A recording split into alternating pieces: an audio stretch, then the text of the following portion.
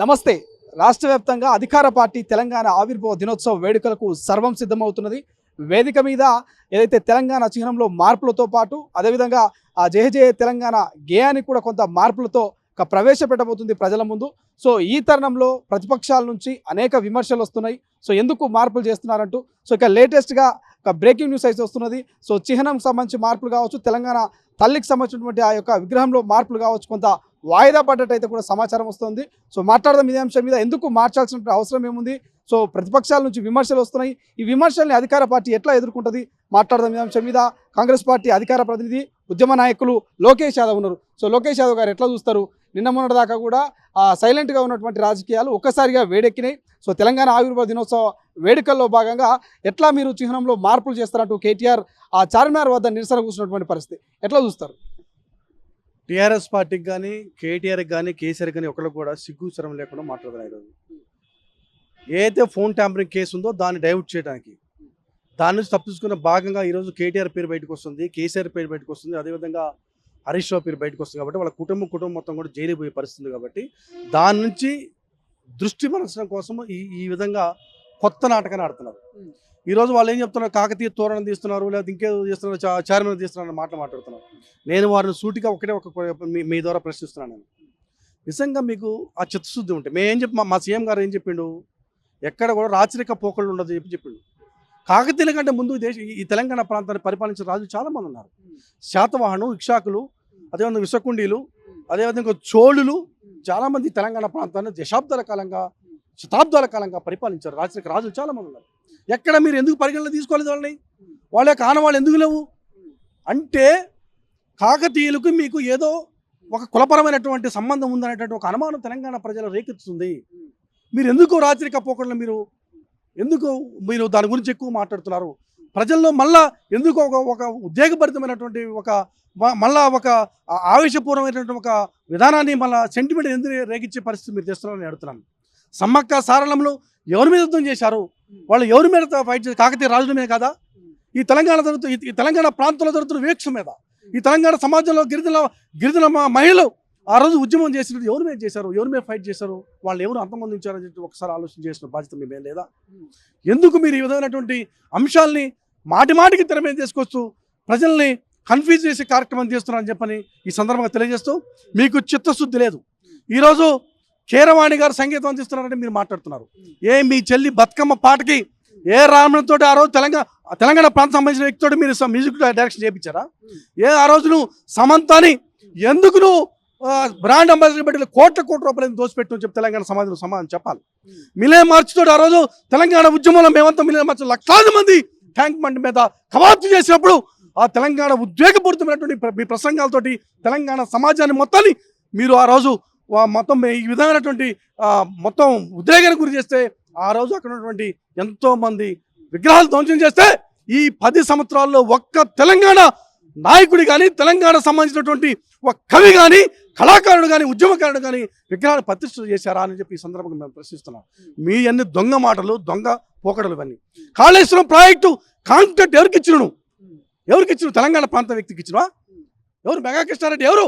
తెలంగాణ ప్రాంత వ్యక్తా? అదేవిధంగా సాక్షాత్తు సెక్రటరీ ఎదురుగా ఉన్నటువంటి అమరవీరుల యొక్క ద్వీపం అని చెప్పినటువంటి నువ్వు ఎవరు కాంట్రాక్ట్ ఇచ్చావా? మీరు ఆంధ్ర వాళ్ళకి ఇచ్చినా, తెలంగాణకి ఇచ్చినా? ఎవరికి ఇచ్చిన కాంట్రాక్ట్ అది?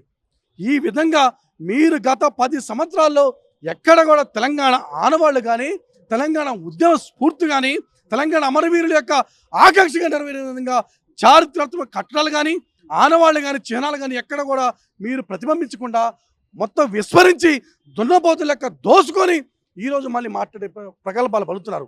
మీరు తెలంగాణ సమాజాన్ని మళ్ళీ ఒక విధమైనటువంటి ఏదో ఒక విశ్వానికి గురి చేసి ఏదో జరుగుతుంది ఈ తెలంగాణలో, ఏదో మన ఉద్రేకపూరితమైనటువంటి ప్రసంగాలతోటి మళ్ళీ ప్రజలందరూ మోసం చేయాలనేటువంటి ఒక భావంతో ముందుకు వస్తున్నారు తప్ప, లెక్కర్ స్కామ్ కానీ, ఫోన్ ట్యాంపరింగ్ కానీ, 1,00,000 ఫోన్ నెంబర్లో 1,00,000 సిమ్లు ట్యాంపర్ చేశారంటే మీరు అసలు మనుషుల, పశువుల, రాక్షస పరిపాలన చేశారు తప్ప ఎక్కడ పరిపాలన చేయలేదు. ఎన్నో ఆశలతోటి, ఎన్నో ఆకాంక్షలతోటి, ఎన్నో కళలతోటి ఆ రోజు తెలంగాణ కోసం పోరాడి మేము తెలంగాణ కోసం దెబ్బలది జైలుగోడలు ముద్దాడి ఉస్మానియా జేఏసీ అధ్యక్షులుగా తెలంగాణ ఉద్యమం కోసం ఫైట్ చేసి 10 సంవత్సరాలు కాళ్ళ గజ్జలు కట్టుకుని ఫైట్ చేసినాం.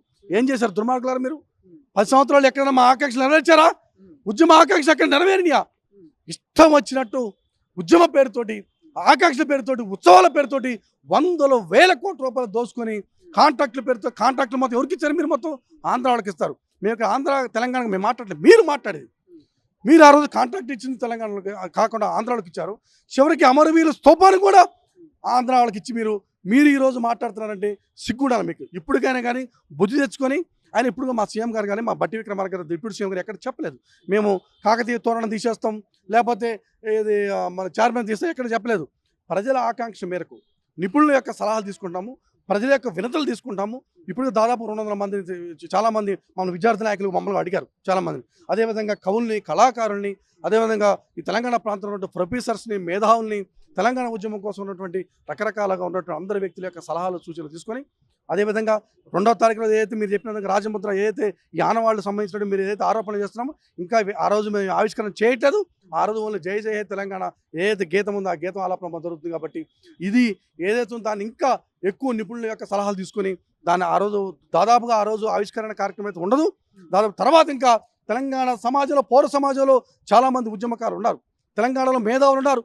చాలామంది యొక్క వాళ్ళ యొక్క సలహాలు సూచనలు తీసుకొని తర్వాత దీని ఆవిష్కరణ కార్యక్రమం ఉంటుంది. కాబట్టి దీన్ని విస్మయాన్ని గురి చేసి ప్రజలను కన్విన్స్ చేసి భావోద్రేకాలు రెచ్చగొట్టి మళ్ళీ మీ పబ్బం గడుపుకునే కార్యక్రమం చేస్తే మాత్రం మీకు తగిన బుద్ధి మళ్ళా ఉద్యమకారులుగా, తెలంగాణ విద్యార్థి జేఏసీగా, అదేవిధంగా కాంగ్రెస్ పార్టీలో పనిచేస్తున్నటువంటి ఒక యువ నాయకులుగా ముందుకు వచ్చి మీ అంతు చూడటానికి మేము సిద్ధంగా ఉన్నాం.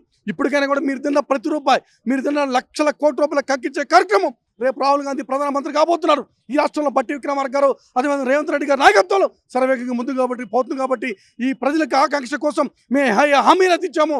హామీలు మొత్తం నెరవేరుస్తూ, ప్రజల ఆకాంక్ష నెరవేరుస్తూ ఈ తెలంగాణ భారతదేశంలోనే ఒక నెంబర్ 1 పొజిషన్లో చేసే విధంగా మేము చేస్తాం. అదేవిధంగా రాచరిక పోకళ్ళని ముమ్మాటికి మేము తీస్తాం.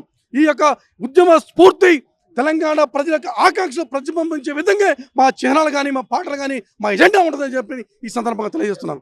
కేటీఆర్ కామెంట్ చేస్తున్నాడు, చార్మినార్ దగ్గర నిరసన వ్యక్తం చేస్తూ కూడా అదృష్టవశాత్తు ముఖ్యమంత్రి అయ్యిండు రేవంత్ అంటున్నాడు. నిజంగా అదృష్టవశాత్తు ముఖ్యమంత్రి అయ్యిందా రేవంత్ రెడ్డి? ఇప్పుడు అదృష్టవశాత్తు అయింది మీరు. ఆ రోజు శ్రీమతి సోనియా గాంధీ గారు తెలంగాణ ఇవ్వకపోతే మీ బతుకులకి తెలంగాణ ఎవరు అయ్యేవాడు? మీ అయ్యా ముఖ్యమంత్రి అయ్యేవాడా? అసలు నువ్వు ఐటీ మంత్రి అయ్యేవాడా? అసలు మీ కుటుంబం ఎక్కడ? మీరు ఈ తెలంగాణ సమాజంలో మీరు ఎక్కడ? మీరు అసలు మీ బతికేలేదు కదా. మీరు ఇలా మీ బతుకు మొత్తం కూడా కాంగ్రెస్ పార్టీ మేము ఇచ్చిన భిక్ష. మీరు ఇలా మీరు తినే ప్రతి అన్న బతుకు మీద కాంగ్రెస్ పార్టీ అక్షాత్తు లిఖించబడి ఉంటుంది. మీరు తాగే నీళ్ళు కూడా కాంగ్రెస్ పార్టీ పెట్టిన భిక్ష. ప్రతిది కూడా మీరు వేసుకునే బట్టల కానుంచి, మీరు వారు తినే తిండి కానుంచి మొత్తం కూడా మేము పెట్టిన భిక్ష, కాంగ్రెస్ పార్టీ పెట్టిన భిక్ష, ఈ తెలంగాణ సమాజం పెట్టిన భిక్ష. కాబట్టి మీరు మాట్లాడే మాటలకి ఈ సంబంధం లేదు. ఎవరు అదృష్టం, రాజకీయాలు అదృష్టాలు ఉండవు. రాజకీయాల్లో కష్టపడటం, ప్రజల రంజకమైన పరిపాలన కోసం మేము ఏం చేయాలనుకున్న ప్రజలకు చెప్పినాం.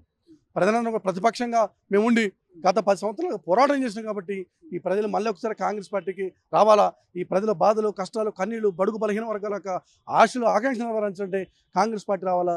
సోనియా గాంధీ గారి నాయకత్వంలో కాంగ్రెస్ పార్టీ ఎత్తుని, రాహుల్ గాంధీ, ఖర్గే గారి నాయకత్వంలో కాంగ్రెస్ పార్టీ ఎత్తుని ఈ కుటుంబ పరిపాలన అంతమంది పోవాలా, ఈ విధంగా రాక్షస పరిపాలన పోవాలా, ఈ విధంగా అవినీతి పరిపాలన పోవాలని చెప్పని ప్రజలందరూ పట్టం గారు తప్ప ఎవరికి అదృష్టమో లేకపోతే ఎవరికి లాటరీ జరిగితే వచ్చేది కాదు. రాజకీయాల్లో అదృష్టం కావడానికి ఒక నియోజకవర్గం అదృష్టం కొట్టమి, 119 నియోజకవర్గాల్లో ప్రజలు ఓట్లేస్తే వచ్చినటువంటిది తీర్పు.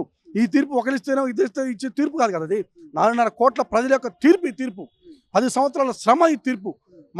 మేమంతా కూడా తెలంగాణ రాష్ట్రంలో ఉన్నటువంటి కాంగ్రెస్ పార్టీ ఉన్న యువత మొత్తం కూడా మా రక్తాన్ని చెమట రూపంలో చిందిస్తే, కష్టపడితే 10 సంవత్సరాలుగా ఈ ప్రతిపక్షం పోరాటం చేస్తే ప్రజలు నమ్మి ఈ పట్టమ్మ కట్టారు తప్ప మీరు అన్నట్టుగా అదృష్టం కోసమో లేదు. రేవంత్ రెడ్డి గారు కష్టపడ్డాడు, బట్టి గారు కష్టపడ్డారు, పాదయాత్ర చేసిండు, రేవంత్ రెడ్డి గారు మీటింగ్లు పెట్టిండు, ఎన్నో సభలు సమావేశాలు బట్టి తెలంగాణ ప్రజల మొత్తం కూడా ఈ సమాజం జరుగుతున్న వీక్షని, ఈ సమాజం జరుగుతున్న దోపిడిని, ఈ సమాజం జరుగుతున్నటువంటి అవినీతిని ఎండగట్టి ప్రజలకు చెప్పగలిగారు. బట్టి విక్రమార్క గారు 1160 కిలోమీటర్ల పాదయాత్ర చేయబట్టి ఈ సమాజం ఇద్దరిని నాయకత్వంలో యాక్సెప్ట్ చేస్తూ వారిద్దరి నాయకత్వంలో ఇలా గవర్నమెంట్ వచ్చింది. ఈ తెలంగాణ కాంగ్రెస్ ఏర్పడిందంటే వారి నాయకత్వంలో వచ్చింది. వారి నాయకత్వం వచ్చి కూడా ప్రజలు పట్టం కట్టారు కాబట్టి సర్వేగా ముందుకు పోతున్నాం. ఈరోజు మేము ఆగస్టు 15 లోపల ఖచ్చితంగా ఏదైతే రైతు రుణమాఫీలున్నాయో వారిని ఖచ్చితంగా మాఫీ చేస్తాం మా కాంగ్రెస్ ప్రభుత్వం చెప్పింది.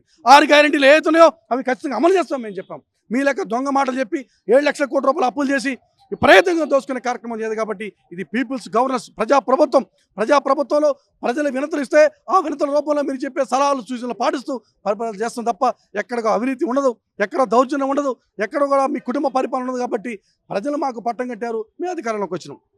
Thank you so much. ఇది కాంగ్రెస్ పార్టీ అధికార ప్రతినిధి ఉద్యమ నేత లోకేష్ యాదవ్ స్పష్టంగా చెప్తున్నారు. లోగోకు సంబంధించినటువంటి మార్పులు కావచ్చు, లేకపోతే తెలంగాణ తల్లికి సంబంధించిన విగ్రహంలో ఉన్నటువంటి మార్పులు కావచ్చు, పూర్తి స్థాయిలో ప్రభుత్వం ఎక్కడ కూడా మేము ఆ యొక్క చార్మినార్ను తొలగిస్తాం, చార్మినార్ లోగోను తొలగిస్తాం కావచ్చు, కళాతోరణాలు ఏవైతే కాకతీయుల కళాతోరణాలు ఇవి తొలగిస్తామని కూడా ఎక్కడ మేము స్పష్టంగా చెప్పలేదు.